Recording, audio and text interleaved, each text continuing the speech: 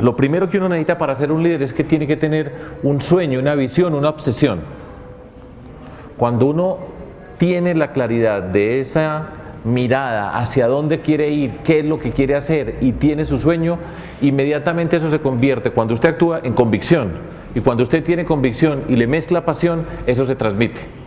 Muchas veces ustedes ven y dicen, no, que es que tiene carisma y todo eso. Tiene un sueño, tiene una visión, tiene una convicción, que donde uno esté en la vida se sienta que lo que sueña, lo que quiere, lo represente en su forma de ser y actuar en cada momento. Ese es el primer paso.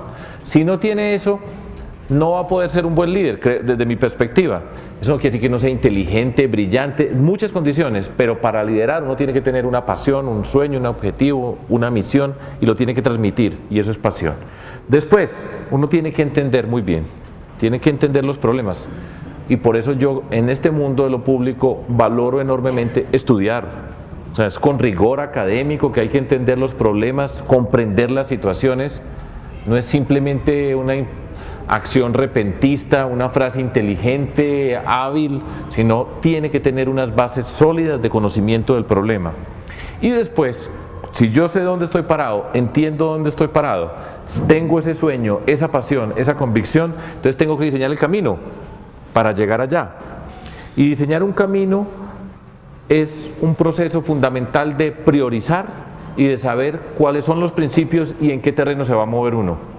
Y después tiene que empezar a moverse, todos los días se tiene que mover, paso por paso, paso por paso. Pero además, y esa es la última componente que yo veo dentro de todo este tema, lo tiene que hacer ver.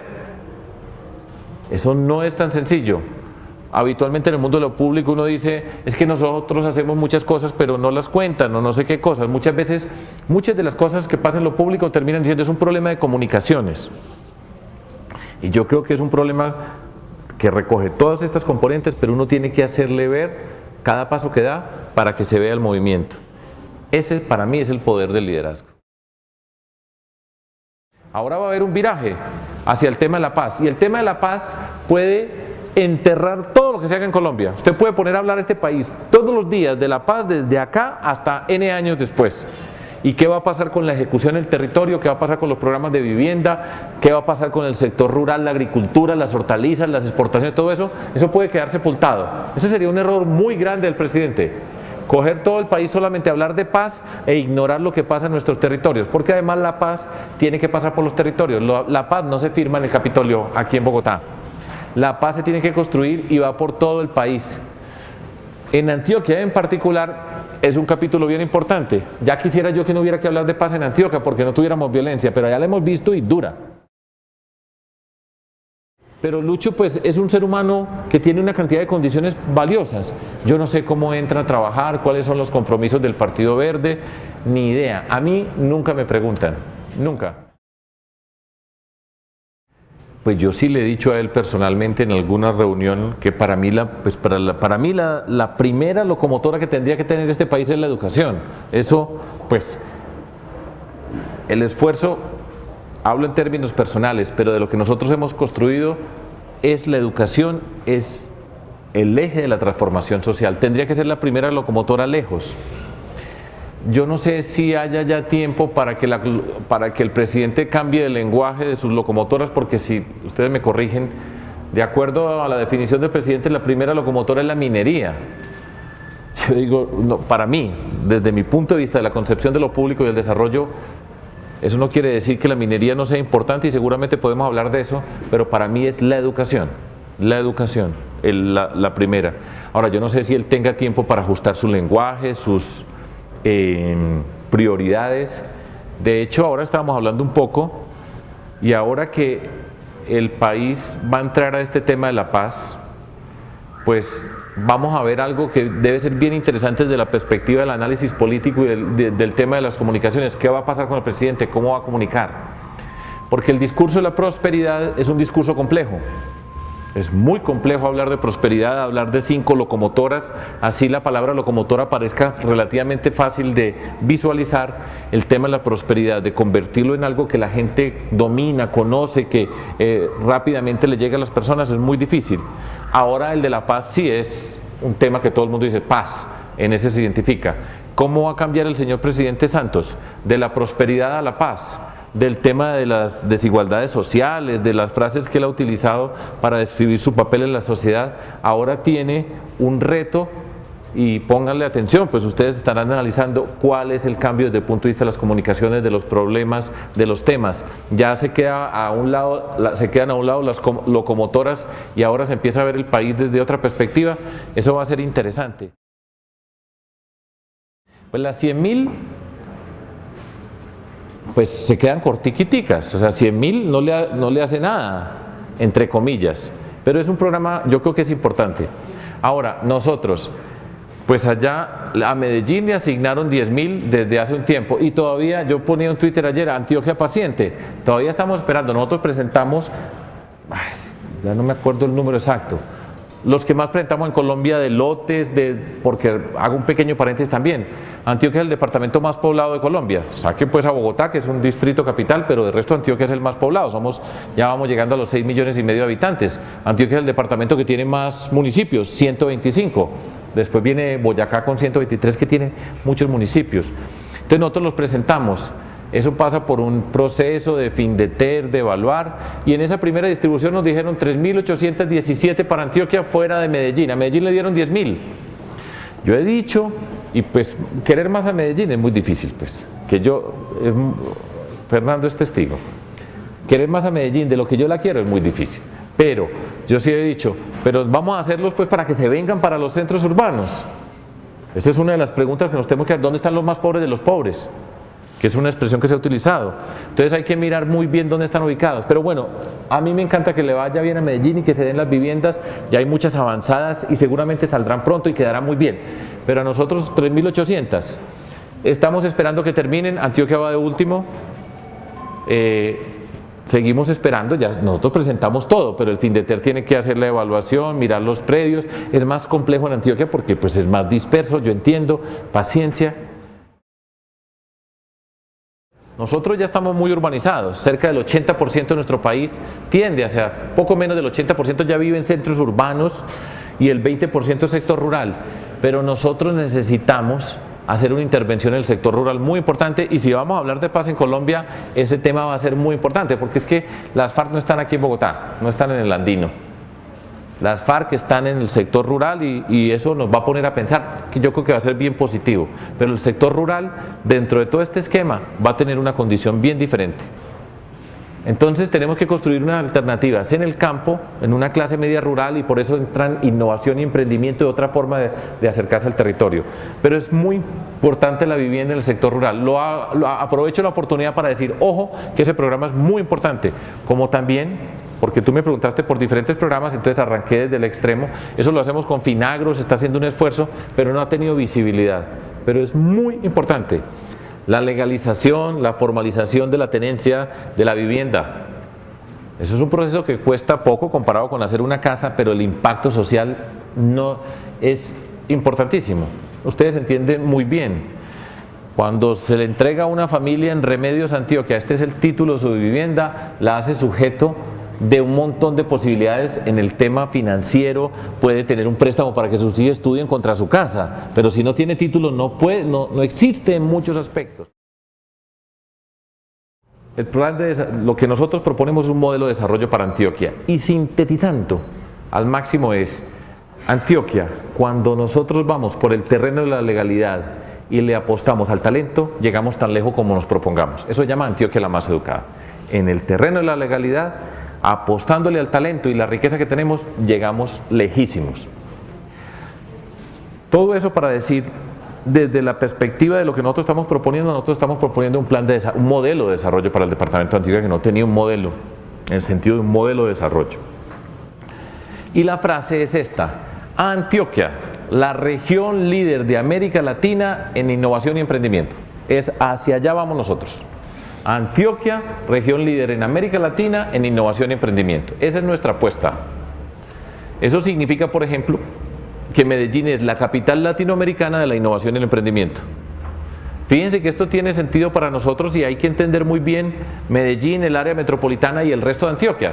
Pues el reto que nosotros tenemos ahora es, salimos de Colombia a América Latina y pasamos de industrial, recuperando por supuesto, manteniendo la fortaleza de la industria, a la capital de América Latina de la innovación y emprendimiento, y Antioquia tiene que ser la región. Un poquito también de explicación, saliendo de Medellín y el área metropolitana, fundamentalmente Antioquia es rural. Antioquia tiene varias regiones, dos extremos, Urabá, que es algo que nosotros tenemos en nuestro modelo de desarrollo y es la apuesta por el desarrollo de Urabá. Es que Urabá tiene ya más de 500.000 personas, o sea, ya es una zona que tiene, una región que tiene una buena parte conurbada dentro del eje bananero de un montón de gente, con unas condiciones especiales, donde está el mar.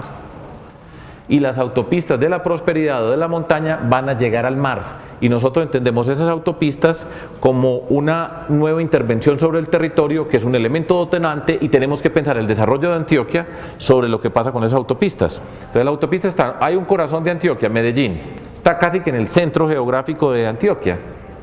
Y entonces hay una vía que va para Urabá, otra viene hacia el suroccidente colombiano, hacia Cali, otra va hacia el centro del país, por Puerto Berrío para llegar al Magdalena Medio, y otra va hacia el Caribe por Caucasia. Entonces es como una telaraña que se teje ahí, y nosotros tenemos que mirar cada municipio de Antioquia cómo se relaciona con esas vías y cómo se encuentra con el mundo. Entonces empezamos a mirar ese territorio y empezamos a descubrir una cantidad de potenciales que se tiene que ir acompañado, por supuesto, de la educación. Si uno mira, esto es lo mismo para toda Colombia, y eso es lo que se dice, si usted mira el suelo en Colombia, el potencial, la vocación del suelo no se compadece con lo que pasa sobre el suelo. Entonces usted vuelve a la ganadería que ocupa tantas hectáreas, pero ahí no debería haber ganaderías y otro tipo de cosas. En Antioquia tenemos una parte, reforestación. Si nos entregaran el territorio de Antioquia así hoy y nos dijeran cuál es la vocación de Antioquia en todas estas montañas, y una buena parte, reforestación, que va de la mano del agua, que es una gran riqueza del departamento. Entonces hay una parte donde nosotros tenemos que ir con la reforestación, y esa reforestación tenemos que empezar a convertirla en una cadena productiva, empezar a transformarla. Está empezando a llegar la inversión extranjera en el tema reforestación, hay inversionistas chilenos, hay inversionistas de Canadá que quieren llegar porque además tiene unas condiciones extraordinarias de crecimiento. En Antioquia hay 125 municipios, y de esos 125 municipios en 94 se cultiva café. Hay una región en particular que todo es café, el suroeste antioqueño, digo todo pues con excepciones mínimas. Entonces nosotros tenemos el reto de los cafés especiales hoy. De nuevo el reto que nos hemos puesto, yo lo digo y hay gente que me mira diciendo, pero estos antioqueños ¿qué? Pero a mí me gusta desmotivar, provocar para decir, ¿para dónde vamos? Nosotros vamos a ser los mayores productores de café de Colombia y el mejor café del mundo. Ah, ahí están, sí, vamos a darle, vamos a hacer el mejor café del mundo. Los cafés especiales, ustedes saben que son cafés que depende de quién es el caficultor y va por nichos. Entonces tenemos un proyecto de cafés especiales donde hacemos esa cadena productiva del café, damos esa transformación y empezamos a construir un clúster. Hacia final de este año y todos los años hasta el 2015 por lo menos vamos a tener eventos que empiezan a asimilarse a Colombia Moda y a Colombia Tex, donde traemos el mundo a encontrarse con una riqueza que es la riqueza textilera de confecciones, que es un clúster poderoso nuestro desde la perspectiva del área metropolitana. Pues así con el tema de cafés especiales vamos para eso, y vamos entonces a incorporar, por supuesto, trabajamos con la Federación de Cafeteros, con los comités de cafeteros, con los cafeteros, incorporamos ciencia, incorporamos tecnología, el proyecto educativo, toda la formación alrededor del tema del café. Entonces, ¿quiénes son los baristas? ¿Quiénes son los expertos en los diferentes temas? Hasta tener las rondas internacionales para ir trayendo el mundo, y lo pegamos con el turismo. Eso va para otra parte de Antioquia. No he hablado de Urabá, que tenemos una apuesta definitiva, y Urabá nos presenta una condición especial. Aparte de la riqueza natural, Urabá, nosotros en Urabá, con esta autopista que va a llegar hasta allá y que sigue, que se empata con la transversal de las Américas para seguir por todo el Caribe, nosotros va a llegar del suroccidente colombiano, va a llegar un montón de mercancía, se va a mover por esas vías que va a pasar por Urabá. Nosotros allá vamos a tener un puerto. Y en ese puerto tenemos la oportunidad de hacer una zona portuaria industrial. No es simplemente la madera que está aquí al lado o las calizas que están acá al lado, cómo las sacamos, está el banano, pues que ya sale, ya tiene su puerto, sino cómo inducimos un desarrollo industrial portuario.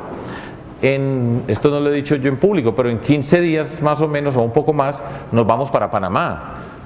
Esto queda al lado de Panamá. Vamos a hablar con la gente de Panamá a ver todo el tema portuario y de qué manera se relaciona el puerto de Urabá, que es distinto al de Cartagena, Barranquilla, Santa Marta, cómo nos relacionamos con ese puerto y hacemos un desarrollo industrial en la zona.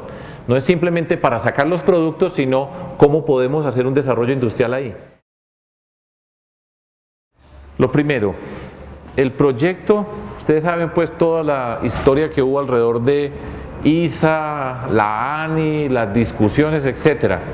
Digamos que esa discusión ya quedó resuelta y se va a estructurar en el esquema de las concesiones de cuarta generación es la que estamos hablando ahora. Listo, esa va a ser. Ahora, mientras que se hace toda esa concesión, mientras que se articula todo ese proyecto recogiendo los diseños y todo lo que había avanzado ISA, el primer paso es, y eso hace parte de todo el programa, es el mantenimiento y la rehabilitación de las vías donde van las autopistas, en principio ponerlas 0 kilómetros desde la perspectiva de la rehabilitación, porque mientras que se van construyendo pues tiene que tener unas vías para que empiecen a funcionar, tenemos que empezar a generar los flujos sobre esas vías. Entonces eso le corresponde a Invías. Ahora en octubre ya se inicia en escala masiva todo el proceso de rehabilitación y mantenimiento de todas las que son hoy las autopistas, en particular la vía Urabá, y va a quedar como en solo proceso de rehabilitación y mantenimiento, va a quedar como nunca en la historia estuvo. Esas son licitaciones que ya están listas, que empiezan la construcción. Mientras que se hace todo ese proceso, entonces están estructurando ya las concesiones. La República, el origen de los negocios.